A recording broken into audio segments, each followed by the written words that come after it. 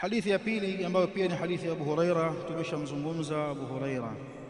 Anasema raqib qalbaka wa akhlis amalaka. Raqib qalbaka, uchunge moyo wako, ukague moyo wako, ufanyie muraqaba. Unaupekua, unajiuliza, unauhisi niko vipi, mbona kama nimeshuka hivi kiimani, mbona kama takwa imenipungua, mbona kama nasubiwa na maradhi haya hasadi, mbona kama kadha. Raqib qalbaka, uchungue moyo wako. Kwa nini ameyasema haya sahibu alkitab, kuzungumzia moyo katika kichwa hiki cha habari raqib qalbak? Ahlul ilm wanasema lianna almar'a yuzanu inda Allahi azza wa jalla biqalbihi, kwa sababu mtu anapimwa kwa Allah, mbele ya Allah kwa moyo wake. Na hivyo ndivyo ambavyo hata Nabiullah Ibrahim al-Khalil alimuomba Mola wake maombi mengi.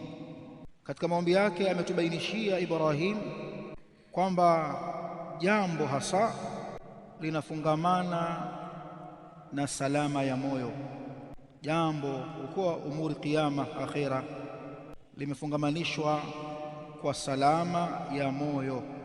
Ndio maana akasema katika suratu Ash-Shu'ara aya 87 mpaka 89, wala tukhzini yawma yub'athun yawma la yanfa'u malun wala banun illa man ata Allah biqalbin salim.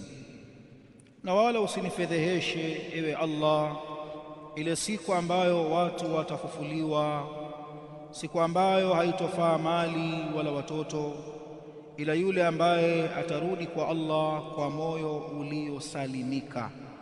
Kwa hiyo jambo linatazamwa kwenye salama ya moyo. Uchunge moyo wako. Cha ajabu ni kwamba wengi wa watu hawatilii maanani suala la nyoyo zao kiroho katika upande wa kuzidi kwa imani au kupungua kwake. Wengi wa watu hawana tabia hiyo ya kujikagua na kujichungua juu ya mioyo yao na ihtimamu na kutilia maanani suala la kiroho katika nyanja za kupanda kwa imani na kupungua kwake. Wengi wao wanatilia maanani miili yao, ndio walisia ulivyo. Ili mtu anajiangalia yeye tu, mwili wangu nimenepa, nimepungua, nimekonda sana, diet nizidishe, diet tena basi sasa hivi tuonekana kama vile nimetapikwa kadha wa kadha, mbona nimekuwa mweusi. Hata kwenda dukani ataulizia kuna sabuni gani unanishauri, atakwenda kwa daktari wa ngozi ataomba ushauri kwamba mimi mbona niko hivi. Wanachukua ihtimamu kwenye masaili ya jawarih, lakini wengi wa watu hawachukulii ihtimamu kwenye masala ya alqalb. Kwa hiyo sahibu alkitab anatuambia tuwe tuna tabia ya kujichungua na kujiangalia kuhusu mioyo yetu, sababu moyo ni mfalme wa mwili. Alqalbu maliku albadan, moyo ni mfalme wa mwili. Ukitengemaa moyo watatengamaa raia wake, ukifisidika moyo watafisidika raia wake. Ndio maana imekuja hadith amepokea al-Imam at-Tirmidhi kutoka katika hadithi ya Abu Sa'id al-Khudri radhiyallahu anhu, anasema Mtume Muhammad alayhi salatu wassalam, idha asbaha ibnu adama, akipambaukiwa na asubuhi mwanadamu yeyote, fa innal a'dha'a kullaha tukaffiru lisana, hakika viungo vyote alivyokuwa navyo mwanadamu, tukaffiru lisana, vinanyenyekea. Tukaffiru kwa maana takhdha'u, vinanyenyekea kwa ulimi. Viungo vinanyenyekea kwa ulimi.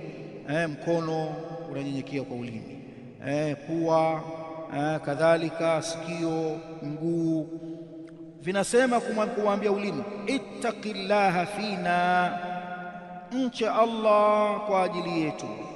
Fa innama bik fa innama nahnu bik, hakika sisi hatuna lolote si chochote ila kupitia wewe. Tutalipwa thawabu au tutaandikiwa dhambi na iqabu kwa yale uyatamkayo wewe. Fa inistaqamta, ukinyooka ulimi wewe, ukinyooka kiungo wewe, ukasema maneno yaliyokuwa mazuri, hukusema maneno mabaya, istaqamna, na sisi tutanyooka, tutakufuata katika fadhail na ujira. Wa in'wajadta, na ukipinda, i'wajajna, wa in'wajadta i'wajajna, ukipinda na sisi tutapinda. Ukienda kombo tutakwenda kombo, ukienda upogo tutakwenda upogo, biisnadin hasan. Kwa nini limekuwa hivi? Kwa sababu ulimi yutarjimu, ndio unakuwa unatoa tarjama, au tunasema ni mkalimani. Ulimi ni mkalimani wa moyo. Ulimi unazungumza kwa niaba ya moyo, na ndio maana viungo vinaelekeza maneno kwa ulimi ambaye ndio mkalimani wa moyo. Chonde chonde bwana. Kwa tuwe na tabia ya kufanya murakaba mioyo yetu na kujikagua kama walivyokuwa salafu salih. Yaani kama ambavyo kwamba mtu akipata maradhi fulani anakwenda kwa daktari kutaka ushauri, si ndio?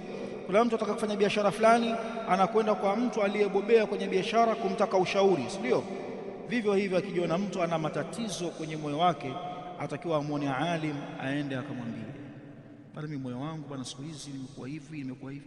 Hivyo ndivyo inavyotakikana, na haya wameyafanya as-salafu salih.